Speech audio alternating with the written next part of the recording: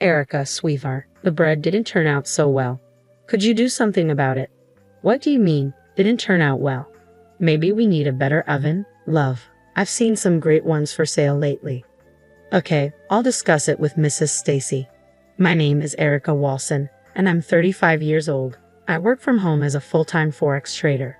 I met my husband, Ethan, who's 2 years older than me, at our previous job. We were both employed at a small mail order business. Ethan in the pet food department and I in customer service for the cosmetic department. The job was challenging, often requiring us to stay late and catch the last train home. However, we always looked forward to our weekly drinks with the same group of coworkers after those long nights. Back then, we worked overtime day after day, finding little joy in life. Despite earning decent money, we had no time to spend it, and our only solace was our nightly drinking sessions. It was during these gatherings that my husband, who was part of our group, and I started dating. We got married 3 years ago. After we got married, I quit my job and stayed home for a while. During this time, I discovered Forex trading. I immersed myself in learning, buying several books, and gathering a wealth of information online. It was a challenging journey to become a Forex trader. I invested in a computer for trading, opened a trading account, and dedicated several months to studying Forex, practicing with demo trades, and trading small amounts of money. Eventually, I developed my own style and began earning consistently. However, my in-laws who live with us don't understand my job at all. Last year, my father-in-law retired. They were living on their own in public housing, and my husband, concerned about their financial situation, invited them to move into our 3-bedroom condo. I pay the rent for our condo. When I first started with Forex trading, my husband was still working, and we managed to get by. Once I began earning a steady income from Forex, I took over paying the rent and covering our living expenses. Dad, Mom, Erica is taking care of all our living expenses, so please feel at home, my husband said. Erica, thank you so much. We appreciate it, they replied. And that's how our life with my in-laws began. I don't do any household chores at all because we have a housekeeping service that handles everything. Mrs. Stacy, the woman in charge, is an excellent cook and takes care of all the other chores perfectly, which is a huge help. This allows me to focus on studying Forex and sharing my earning strategies on blogs and other platforms instead of doing housework. However, my in-laws aren't happy with this arrangement. Initially, when they moved in, they were modest and grateful, but after 2 months, they started complaining. Why doesn't the daughter-in-law do any housework even though she's at home? Is it really a job to just sit in front of the computer all day? Forex is just gambling. Of course, they don't say these things directly to me, but I can tell they're nagging my husband about it. Since he no longer has to pay rent or cover living expenses, he spends his entire salary on himself, and his attire has become quite flashy. He always wears custom-made suits, brand-name shoes, and designer bags. He's always loved fashion, and now he seems quite satisfied being able to indulge in it. He used to act as a buffer against my in-laws' complaints, but recently, that has changed. You're always glued to your computer. You don't wear makeup, and you only wear sweatpants. Isn't that terrible? He said one day. Wait, what do you mean it's terrible? Do I need to dress up and put on makeup just to be at home? I replied. You might be okay with it. But it doesn't match me, he responded. What do you mean it doesn't match you? We're at home. What does it matter? It does matter. Don't you want to look cute for me? Cute? What are you talking about? Is that really necessary? Ever since that conversation, my husband has started complaining about me along with my in-laws. One evening after dinner, as I was heading to the bathroom, I overheard a conversation coming from the living room. What's with Erica? Is she making fun of us? She always has a bad attitude. Yeah, she's making fun of us. She thinks we're poor because we lived in public housing. That's right, I feel the same way. She doesn't do anything around the house because she wants to act like she's above it all. Anyone can do Forex. Erica studied a little bit and started making $20,000 a month. I can do it too. That's right, you can do it too. She's making money from gambling that anyone can do, yet she's acting all high and mighty. I don't like it, and she's not even cute. I always wonder who she thinks she is. Even though I work from home, I always had breakfast with my husband before he left for work. He still works at the same company we used to work at, so he comes home late. We both cherished our breakfast time together as our time, but he started avoiding it, saying, I'll eat breakfast on the way. I'm good leaving without eating. My mother-in-law sneered at my husband's behavior. Yeah, Ethan must be getting tired of a woman who doesn't fulfill her duties as a wife. It's only natural. Duties of the wife. Isn't it enough that Mrs. Stacy is managing all the household chores flawlessly? Talking about traditional wife duties seems outdated. Outdated. We hold on to old-fashioned customs. I received plenty of scolding from my mother-in-law too. What do you mean by scolded? As long as the housework is taken care of, isn't that sufficient? I'm the one covering the expenses. Expenses? Do you think I'll stay silent if you bring up money for a few living expenses? My mother-in-law, who had been living without the burden of covering living expenses, seemed to be using money to socialize with others her age in our apartment building. I noticed her purchasing and flaunting expensive brand name bags multiple times. Similarly, my father-in-law was investing his entire pension into his golf hobby. I even spotted a new set of golf clubs in our hallway. Meanwhile, I was the one footing the bill for rent and all other living expenses. I couldn't fathom what these people were up to. With my in-laws having nowhere else to go, I had no choice but to endure it. About a month after Ethan stopped having breakfast with me, his business trips became more frequent. He claimed to be involved in a new business venture, considering importing LEDs from Korea, which led to a significant increase in his trips there. He mentioned another trip scheduled for the upcoming weekend. During one of Ethan's absences, I decided to have lunch with my friend Lily at a nice Italian restaurant we had previously visited with Ethan. However, to my surprise, I spotted him there, despite supposedly being on a business trip to Korea.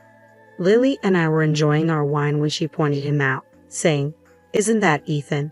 I turned to see Ethan leaving the restaurant with another woman. That can't be him, can it? He's supposed to be in Korea? I muttered, bewildered. Lily tried to dismiss it, but it was undoubtedly Ethan. He appeared to be spending the weekend with another woman while claiming to be on a business trip. The woman was petite and exuded a youthful charm. She seemed to be in her early 20s, much younger than Ethan, who is 37. I recalled Ethan asking me, "Don't you want to look cute for me?" It became evident that Ethan was being unfaithful, so I decided to hire a private detective to investigate him on Monday. Additionally, I noticed an increasing number of packages addressed to my mother-in-law being delivered. "Are you buying more things, Mother?" I asked. "Do I need your permission?" she retorted. "No, that's not what I meant." It appeared that my mother-in-law had developed a penchant for online shopping, indulging in more brand name bags and accessories. With the proliferation of counterfeit products online, I wondered if she was aware of the risks. Sure enough, one day while Ethan was at work and I was in my room working, she approached me and said, "I need your opinion on something." "What is it?" I asked. "Come with me," she urged. In the living room, she had opened a package. I purchased 5 bags because they were on sale, but they appeared to be counterfeit. "You have to be cautious when shopping online, especially for branded items," I advised. Upon inspection, it was clear that the items were indeed counterfeit. I couldn't help but wonder how much she had spent on these knockoffs. "What should I do about this?" she asked me. "You should attempt to negotiate a return with the seller," I suggested. She tried contacting the seller but struggled to find their phone number. When she finally did, it turned out to be disconnected. Emailing them proved futile as well, with no response. In the end, she had paid a total of $3,000. The e-commerce website seemed legitimate at first glance, but it offered brand name bags at unrealistically low prices. Since she had paid via bank transfer, she couldn't seek recourse through her credit card company, and the site had a strict no cancellation policy. Mother, it's crucial to exercise caution when purchasing brand name items. If they're unusually inexpensive, chances are they're fake. Please consider that before making impulsive purchases solely based on price. "You're such a nag," she retorted. Feeling futile in the conversation, I retreated to my room to resume my work. However, on Sunday after dinner, my father-in-law unexpectedly confronted me about my involvement in Forex. He had learned about it while golfing with his former colleagues the day before. "I've heard that Forex is a scam. Are you deceiving people to earn money, Erica?" "What?" I exclaimed, taken aback. "I've heard they lure you in, saying, 'Want to make easy money with Forex? We guarantee you won't lose,' and then trick you into investing. Your Forex activities must be a scam too," my father-in-law accused. No, I'm not persuading anyone to invest, I defended. You think you can deceive me just because I'm not tech savvy, he challenged. No, I'm not trying to deceive you, I insisted. Do you think your father-in-law suspects you're engaging in fraud because you're making money so effortlessly? He pressed. It's not effortless. I've explained this to you numerous times, I countered. You're raking in all this cash with minimal effort. Naturally, it seems easy. Meanwhile, I'm toiling away at the company, striving to develop new ventures, he lamented. What? Are you suggesting I give up Forex? If I do that, how will we afford anything? We won't be able to cover the rent, I protested. I can cover the rent, at least, my husband interjected. They failed to realize that our entire lifestyle here is sustained by my earnings as a full-time Forex trader. Yet my in-laws and husband persist with their opinions. The following day, the results of the infidelity investigation I had commissioned for my husband arrived. As expected, he was guilty. He had been having an affair with a woman 12 years his junior, aged 25. She was a colleague who joined the company after I resigned, so I didn't recognize her. However, it seemed he had indeed traveled to South Korea for business on several occasions. I spent the next few days grappling with the investigation's outcome. How should I confront this? It's inevitably leading to divorce. That evening, after Stacy from the housekeeping service had prepared dinner and departed, my mother-in-law broke the tense silence. Erica, after discussing it with Ethan and your father-in-law, we've come to a decision. We're not comfortable with you being here. We want to live as a family, just us. Please leave, she stated firmly. My husband hadn't returned from work yet. We don't want to rely on money earned through deceitful means. Your attitude, acting as if you know everything, is not appreciated. This decision was made after a thorough discussion with Ethan. Erica, we need you to go, she reiterated. I felt an unexpected sense of relief. All right, I replied calmly. The absence of my husband at that moment made it clear that any remaining feelings for me had long dissipated. It dawned on me that I had never been obligated to care for these individuals in the first place. That day, I packed my belongings and relocated to a hotel temporarily. Shortly after, I initiated divorce proceedings upon uncovering my husband's infidelity. Securing alimony, I leased a cozy one-bedroom apartment suited for solo living and settled in. I transferred the lease of our original apartment to my husband's name. About 4 months later, I received a message from my ex-husband. He expressed a desire to discuss something important and requested to visit my new apartment. When he arrived, to my apprehension, he was accompanied by my former in-laws. Erica, I'm sorry. Please come back and live with us, he pleaded. Suddenly, my ex-husband broke into tears. What's wrong? What's happened? I asked, concerned. Without looking up, he choked out, we can't afford the $4,000 rent, and we're facing eviction. We have nowhere else to turn. Erica, please, we need your help. What happened exactly?